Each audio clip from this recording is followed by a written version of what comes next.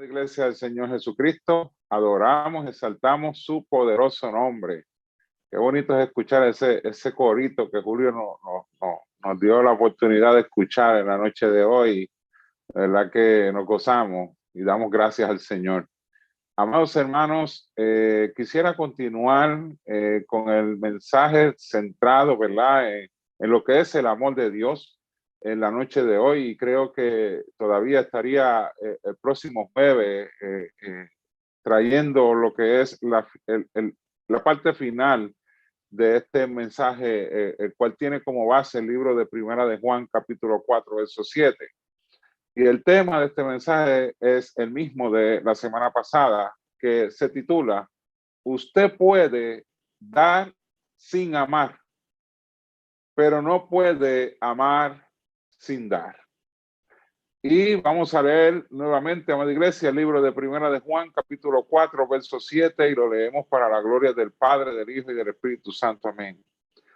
Amados, amémonos unos a otros, porque el amor es de Dios. Todo aquel que ama es nacido de Dios y conoce a Dios. Que Dios añada bendición a su poderosa palabra. En la segunda parte de este texto de Primera de Juan 4, verso 7, dice así: todo aquel que ama es nacido de Dios. Ahora bien, ese texto genera una pregunta. ¿Quién es aquel que ama? ¿Verdad? Porque como el concepto o la palabra amor ha sido tan distorsionada, tenemos que ir a la verdad para que nos defina lo que en verdad amor es.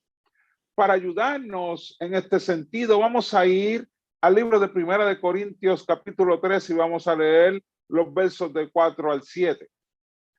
Y dice: el amor es sufrido, es benigno. El amor no tiene envidia. El amor no es jactancioso. No se envanece. No hace nada indebido. No busca lo suyo. No se irrita. No guarda rencor. No se goza de la injusticia, mas se goza de la verdad. Todo lo sufre, todo lo cree, todo lo espera, todo lo soporta. Así que Dios nos ayuda a entender lo que el amor es en la práctica de cada uno de nosotros, o cómo se puede llevar a la práctica. Así que cuando nos miramos desde una perspectiva honesta ante el espejo de la verdad bíblica o de la santa palabra de Dios, ¿qué vemos ante ese espejo de Primera de Corintios 13, los versos 4 al 7? Cuando nos miramos en ese espejo de la verdad, ¿qué es lo que nosotros vemos? Una manifestación del amor de Dios en nuestro escenario de vida. O sea, yo puedo ver cada una de estos puntos que la palabra me ayuda a entender en términos de cómo yo puedo aplicar el amor en mi estilo de vida. Yo lo veo en mi escenario de vida, o sea, dentro de mi núcleo familiar, dentro de mi ambiente de trabajo, dentro de mi ambiente social. Me veo entonces aplicando lo que Dios define como amor en el sentido práctico. O tenemos, amados hermanos, que de la misma manera ser honestos y reconocer que debemos crecer en el amor, de manera entonces que yo pueda ser parte de todo aquel que ama. Y me gustaría entonces ir por los puntos que toca Primera de Corintios 13. Me parece que es importante que los revisemos detenidamente en términos de los puntos prácticos del amor. Y el primero dice: el amor es sufrido. Y en torno a esto les pregunto: ¿le huimos al sufrimiento o lo enfrentamos con amor? ¿Le huimos a esa parte que nos duele o decidimos enfrentarlo con amor? En ocasiones, amados hermanos, el sufrimiento es el único escenario que nos puede ayudar a ser más sensibles y más maduros espiritualmente, al punto de llegar a amar aún aquellos o aquel, escuche bien, que nos haya provocado a usted y a mí sufrimiento. El evangelio, el estilo de vida en Cristo, humilla nuestro orgullo, porque nos desafía a amar aún a aquellos que nos han ofendido. Este tipo de experiencia, Dios las permite en nuestras vidas porque debido a ellas, Él nos capacita, amados hermanos, para poder intervenir en el sufrimiento de aquellos que por la gracia de Dios pueden llegar a nuestras vidas. Hace poco puedo testificarle para la gloria del Señor que estuve reunido con un grupo de personas con las cuales yo estudié en mi escuela, en la escuela superior. Y estuvimos en un ambiente deportivo, pero llegó un momento donde me solicitaron orar. Y yo llevé entonces una oración al Señor para que nos cuidara y nos guardara en ese tiempo. Finalizando la oración, una de las personas que le tengo mucho aprecio se me acercó y me dijo, ¿a qué iglesia tú asistes? Y yo le compartí que era una iglesia de fe cristiana, una iglesia evangélica, la iglesia de Cristo Renacer, en el pueblo de Cagua. Y entonces él me dijo, ¿tú crees que tú y yo podemos hablar? Y yo le dije, seguro. Compartimos entonces los números de teléfono y próximamente vamos a tener una reunión, pero ese es el momento donde Dios quiere que la iglesia esté, en el sufrimiento, en el momento difícil, donde aquellos que pueden ver en nosotros una esperanza, pueden ver la luz y la sal de la tierra, gracias al Señor, puedan entonces acudir a nosotros porque Dios los está enviando para que podamos entonces edificarlos en el amor. Pero si no hay sensibilidad, amado hermano, si no hay sensibilidad a la voz del Espíritu Santo, pues podemos entonces dejar o pasar por alto grandes oportunidades, amados hermanos, para poderle servir al Señor en amor. Así que hay que tener la sensibilidad para poder escuchar el dolor de aquellos que están a nuestro alrededor y poderlos consolar y alentar por la palabra del Señor.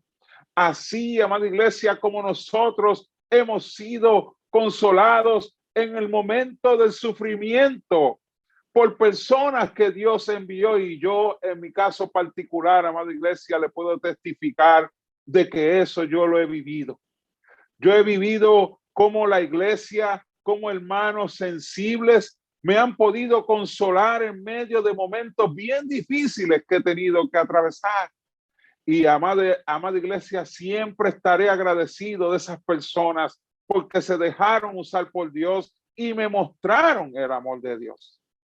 Así que esto es lo que establece Dios en su palabra, amada iglesia, que nosotros entonces, como dice Colosenses 3:12, vestidos pues como escogidos de Dios, santos y amados, de entrañable misericordia, de benignidad, de humildad, de mansedumbre, de paciencia, para poder entonces ayudar a aquellos que Dios trae a nuestras vidas. Dice el segundo punto, el amor es benigno, o sea, no paga mal por mal. El amor es bueno, amada iglesia. Tiene la capacidad, el amor tiene la capacidad de pasar por alto la ofensa, por más cruda que ella sea, para entonces exaltar la verdad de Dios que nos conduce a hacer el bien aun cuando no nos han hecho algún mal. Miren lo que dice Romanos 12, versículo 21. No seas vencido de lo malo, sino vence con el bien el mal. Por lo tanto, amado hermano, cuando alguien nos hace algún agravio, y esto es algo que se puede encontrar, nos podemos encontrar con esta realidad en cualquier momento. Cuando alguien nos hace algún agravio u ofensa, ¿cuál es nuestra respuesta? Muchas veces nos enojamos, amados hermanos, y comenzamos a hablar palabras ofensivas, palabras que no nacen de un corazón transformado, sino de una humanidad caída. Muchas veces entonces sale entonces la indiferencia. Nos mostramos indiferentes o actuamos en represalia. Todo esto, amada iglesia, es lo opuesto al amor. Todas estas cosas que son típicas de una humanidad caída o son típicas de las manifestaciones de la carne son lo opuesto al amor de Dios. Son totalmente humanas y no son bíblicas, porque el amor de Dios es aquel que le hace bien a aquel que le ha hecho mal. Como les dije anteriormente, independientemente de la gravedad del daño. Hermanos, aunque seamos creyentes y amemos a Dios, hay personas que tienen problemas con esto. Tienen problemas con poder pasar por alto la ofensa y exaltar la verdad de Dios. Pero hoy Dios nos llama a la reflexión, a considerar nuestro comportamiento y a ponerlo en una balanza que pesa más delante de Dios, si mi comportamiento en la carne o lo que Dios quiere que yo haga, conforme a su palabra. ¿Usted sabe cuál es nuestro ejemplo a seguir? Es Jesucristo, quien perdonó a aquellos que lo golpearon, aquellos que lo escupieron, aquellos que le azotaron, que le pusieron una corona de espinas. No fue fácil lo que Cristo recibió de los hombres sin haber hecho nada. Y finalmente, a aquellos que lo crucificaron. A todos ellos Jesucristo los amó al solicitarle al Padre que los perdonara, como dice el texto, porque no saben lo que hacen. Primera de Pedro, capítulo 3, verso 8 dice, finalmente, sed todos de un mismo sentir, compasivos, amándonos, amados fraternalmente, sé compasivo. Ve, Jesucristo vio la multitud y tuvo compasión de ella. Porque él dice que andaban como ovejas sin pastor. Tenemos que aprender a ser empáticos con la realidad del mundo, aún con la realidad de nuestro prójimo. Porque muchas veces tenemos expectativas que no son justas ante la gente que nos rodea. Él dice, sean compasivos, amando fraternalmente, misericordiosos, amigables. Cualidades que deben ser lo que nos definan a usted y a mí como iglesia del Señor Jesucristo. El tercer punto dice, el amor no tiene envidia. Este sentimiento, amada iglesia, es uno de los que más daño le ha hecho a la iglesia de Jesucristo. Ha creado división, ha creado contiendas, hasta inseguridad y problemas entre los hermanos. Por otro lado, ha llevado a otros a elegir estilos de vida que luego no pueden sostener. En resumidas cuentas, una trampa del enemigo, pero en su definición, la envidia es un sentimiento de tristeza. Sentimiento de tristeza o enojo que experimenta la persona que no tiene o desearía tener para sí sola algo que otra posee. O sea, la envidia provoca tristeza, pero también provoca enojo en aquellos que quieren tener algo que otra persona posee. Este sentimiento es uno muy natural de la humanidad caída. Veamos lo que dice 1 Corintios 3, verso 3. Pero aunque sois carnales, de Pablo en la carta a los Corintios, porque aún sois carnales, pues habiendo entre vosotros celos, contiendas y disensiones, no sois carnales y andáis como hombres. Fíjense que Pablo está confrontando a esta iglesia por su comportamiento, en donde se destacan las contiendas, los celos y las disensiones, y Pablo adjudica este comportamiento a uno totalmente de un hombre natural, no de un hombre espiritual que anda conforme a la palabra.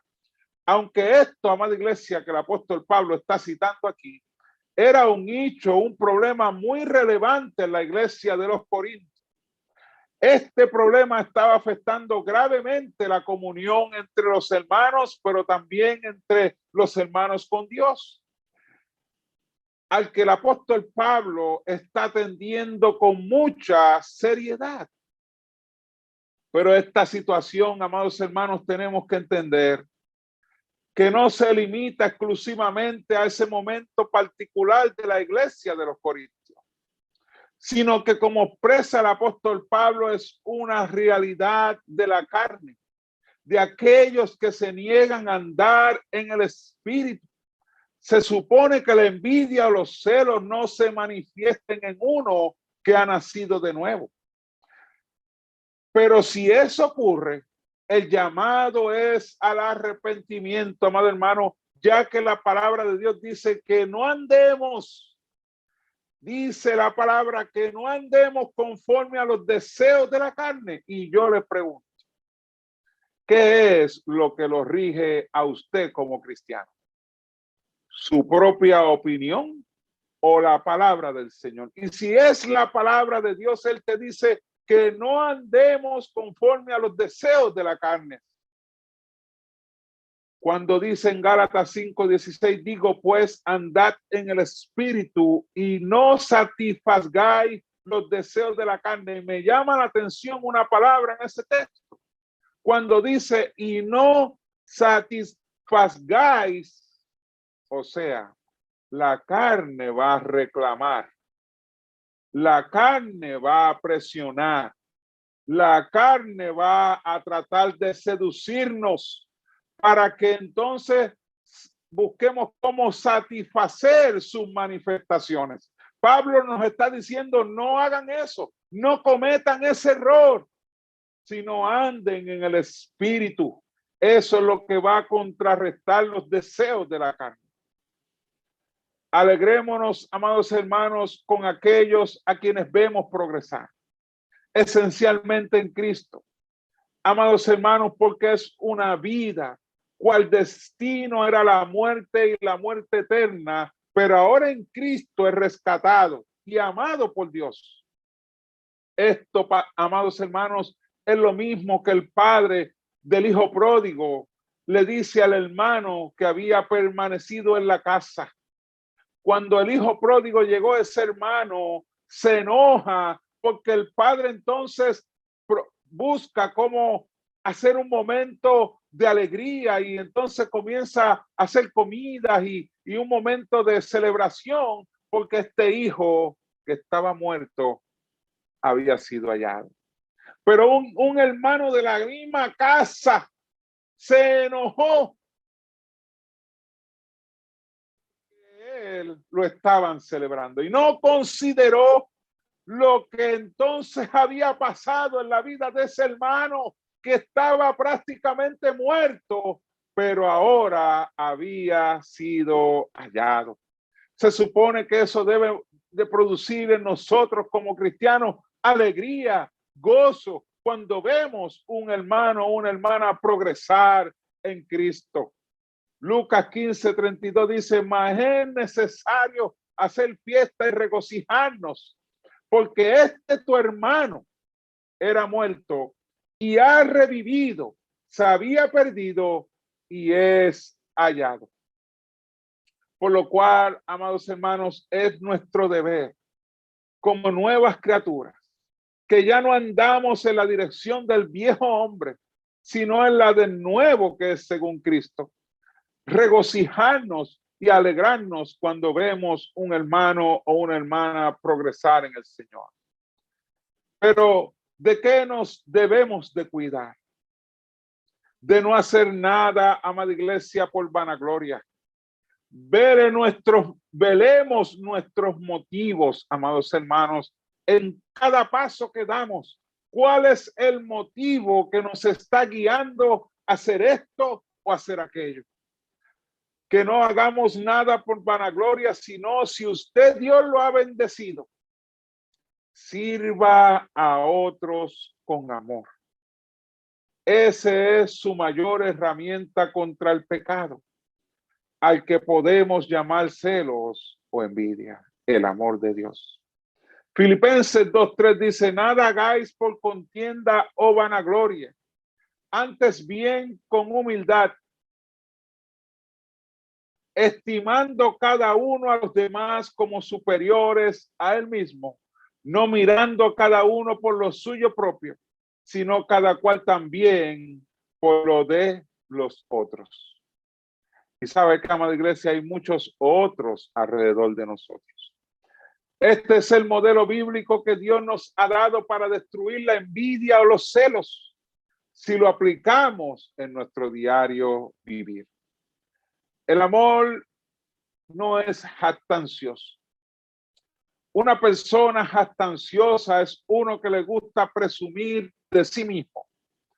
Es lo que coloquialmente llaman fanfarrón, porque asume una conducta orgullosa o arrogante. Y en la palabra de Dios encontramos un ejemplo de este comportamiento, el cual, amados hermanos, no es compatible con el amor de Dios. Miren lo que dice el libro de Jeremías, capítulo 48, verso 29. Hemos oído la soberbia de Moab, que es muy soberbio, dice el texto, arrogante, orgulloso, altivo y altanero de corazón. Esta era la realidad de los moabitas, los cuales Dios tuvo que intervenir en sus vidas, pero es un ejemplo de lo que es jactancia y lo que la Biblia llama que no es amor. Ahora bien, les pregunto, ¿cuáles son los efectos de las jactancias en las relaciones interpersonales? Vamos a ver dos. Número uno, crea distanciamiento. Cuando la jactancia toma lugar en algún espacio de la interacción entre las personas. Y cuando digo jactancia, me estoy refiriendo a un comportamiento orgulloso, presuncioso o altivo, en donde se proyecta la persona a sí misma como la mejor ante todos los demás. Esta conducta va a generar distanciamiento entre ellos, debido a que la conducta jactanciosa provoca un malestar entre aquellos que la están observando. Por lo tanto, la jactancia es todo lo opuesto al amor, el cual es caracterizado por la humildad y por la bondad. El segundo punto o efecto es que ataca el testimonio del cristiano que lo practica, siendo la jactancia una acción necia e imprudente. De esa misma manera, se comienza a medir al que practica esta acción como una persona imprudente o una persona necia, y por consiguiente se afecta la postura del creyente ante su familia o ante su grupo de amigos o ante la misma congregación. El remedio para la jactancia, amada iglesia, es un corazón humilde que busca amar antes de presumir lo que no es. Porque la Biblia dice en 1 Corintios 4, verso número 6, escuche bien, pero esto, hermanos, lo he presentado como ejemplo en mí y en Apolos, por amor de vosotros, para que nosotros aprendáis a no pensar más. Mira lo que dice el texto, a no pensar más de lo que está escrito. No sea que por causa de uno os envanezcáis unos con otros.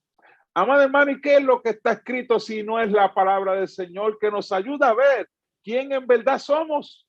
Y somos polvo, somos creados de la tierra. Nuestro único valor está en el sacrificio que Cristo hizo por nosotros en la cruz del Calvario, porque ahí es donde vino nuestra redención. Y aunque somos hechos a la imagen y semejanza de Dios, que también eso nos da valor, lo que entonces nos posiciona delante de Dios como justos fue ese sacrificio que hizo Jesucristo en la cruz del Calvario por usted y por mí. Cualquier tipo de jactancia es un acto orgulloso y refleja desconocimiento de la verdad. Porque en referencia al hombre, no tiene nada, escuche bien, el hombre no tiene nada de qué presumir, porque todo lo que él es o pueda ser, se le ha dado por Dios. Miren lo que dice 1 Corintios 4, verso 7. Porque ¿quién te distingue? No es tu trabajo, no es tu cuenta de banco, no es lo que el mundo dice de ti lo que te distingue. ¿O qué tienes que no hayas recibido? Y si lo recibiste, mira lo que dice el texto, ¿por qué te glorías como si no lo hubieras recibido? Todo lo que usted y yo tenemos, dones, talento, habilidades, recursos, dice el texto que ha sido dado. Así que si ha sido dado, dice el texto, ¿por qué te glorías como si no lo hubieras recibido? Así que quien merece toda la gloria y toda la honra por quien usted es el que nos dio todo lo que tenemos, que ha sido Dios. Así que no hay lugar para la jactancia en verdad. El sexto punto, dice el texto, no se envanece. La palabra envanecer lo que significa es que infunde soberbia o cuando una persona se vuelve vanidosa. Eso es lo que quiere decir envanecer. Es una persona que se comporta de una manera soberbia o vanidosa. Puedo comprender, amada iglesia, que estos elementos que la palabra de Dios nos revela por la gracia de Dios son los enemigos del amor. La jactancia, el envanecernos, entre otros que hemos discutido. Son los que provocan discordia y contención en el ámbito relacional, específicamente en el cuerpo de Cristo. Cuando usted evalúa estos puntos, puede entender que son los que ocasionan distanciamiento, discordia, malos entendidos entre la iglesia, que es el cuerpo de Cristo, que debe ser uno, unido en un solo propósito, no dividido por estos puntos o aspectos que son en contra del amor, pero que Dios nos está ayudando a entender para que no los practiquemos. Provocan contención en el ámbito relacional, pero no es la voluntad de Dios, amados hermanos, que andemos como personas sin entendimiento, que son llevados, como dice la palabra, de un lado hacia otro en referencia a las olas del mar. La palabra de Dios nos ayuda a velar por no darle lugar a la soberbia o a la vanidad de este mundo, ya que nos impide amar como Dios lo ordena. Mira lo que dice el libro de Salmo 131, capítulo 1, que es verso número 1. Jehová no se ha envanecido mi corazón, dice el salmista, ni mis ojos se enaltecieron. ni anduve en grandezas, ni en cosas demasiado sublimes para mí. Yo entiendo que el salmista afirma estas palabras porque se estaba cuidando de no permitir que estas conductas que son contrarias al amor se manifestaran en su vida. Cuando nos envanecemos, amados hermanos, en nuestros razonamientos, estamos en total rebeldía a la palabra de Dios. El último punto, amada iglesia, dice, no hace nada indebido. Hay momentos que confundimos el amor con simpatía. Y cuando nos amonestan por la palabra de Dios o nos corrigen, pensamos en dónde está el amor. ¿Por qué me están corrigiendo? ¿Dónde está el amor? El amor no es simpatía. El amor es justo. Y si yo cometo un error, es justo ser corregido. Y lo que posiblemente estamos olvidando, que es el amor precisamente lo que impulsa la corrección o la amonestación. Porque es lo que es correcto, amados hermanos. Dios mismo dice en su palabra que Dios al que ama disciplina. Lo que no es debido es actuar en contra deliberadamente hacia alguna persona. Como por ejemplo, usted decirle a un hermano o a una hermana, hermano o hermana, lo amo en el amor del Señor. Hermano, yo lo amo en el amor del Señor. Pero cuando esa persona da la espalda, usted habla mal o en contra de esa persona. Eso sí que no es amor. Eso sí que no está bien delante de Dios porque estamos mintiendo. De frente lo digo que le amo, pero cuando la persona entonces se va, comienzo a hablar mal en su contra. Eso no es correcto, amada iglesia. Y si eso está operando en el corazón, es necesario el arrepentimiento. Muchas veces tenemos que tener cuidado, amado hermano, porque muchas veces queremos quedar bien con todo el mundo mientras me sea necesario, pero con los dichos de nuestra boca quedamos mal con Dios. Proverbios 10:18 dice, el que encubre el odio es de labios mentirosos y el que propaga calumnia es necio. Dice el texto que el amor no hace nada indebido.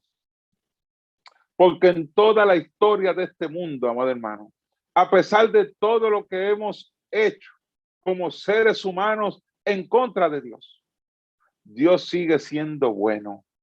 Dios sigue permitiendo que la tierra dé su labranza, de manera que podamos alimentarnos cada día. Sigue sosteniendo la tierra para la gloria y la honra de su nombre. Dios no hace nada indebido.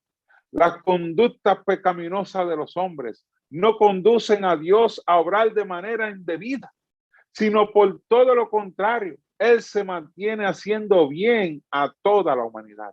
Su voluntad es que ninguno se pierda, sino que todos procedan al arrepentimiento, porque aún aquellos que se han desviado a cosas malas, son ellos mismos los que han sido condenados con sus propias acciones. Procuremos, hermanos, ser pacientes, ser participantes activos y conscientes del llamado de Dios, que dice, todo aquel que ama. Ese es el llamado de Dios a la iglesia. Porque usted puede dar, pero no puede amar sin dar. Y Dios nos invita a dar de lo que Él nos ha dado. Romanos 5, verso 5 dice, y la esperanza no avergüenza, porque el amor de Dios ha sido derramado en nuestros corazones por el Espíritu Santo que nos fue dado. Así que Dios le ha dado, dice la Biblia, amor de Él, por el Espíritu Santo que nos ha dado. Él es el que nos capacita para poder entonces obrar conforme a cómo Dios define la práctica del amor en 1 Corintios 13, los versos del 4 al 7. Así que, amados hermanos, espero que hayan sido edificados en el amor a través de la palabra del Señor. Oremos juntos. Padre celestial y Padre bueno, hemos expuesto tu santa y divina palabra. Ella nos ha creado conciencia de la realidad del amor, pero también de la conducta que debemos tener como cristianos, Señor. Primeramente contigo, Dios, donde tú nos mandas amarte a ti sobre todas las cosas, pero a nuestro prójimo como nosotros mismos. Es necesario tener definido lo que en verdad tú quieres que tu iglesia practique en cuanto al amor. Ayúdanos, Señor, a ser fieles a tu palabra, a no ser oidores olvidadizos, oidores que se tornen indiferentes a tu verdad, sino esforzarnos cada día, dependiendo de ti, oh Dios, a través de tu Espíritu Santo, a poder ser partícipes y ser llamado todo aquel que ama es nacido de Dios. Por Cristo Jesús hemos orado y te damos gracias. Amén, amén, amén. Dios me los bendiga, amados hermanos.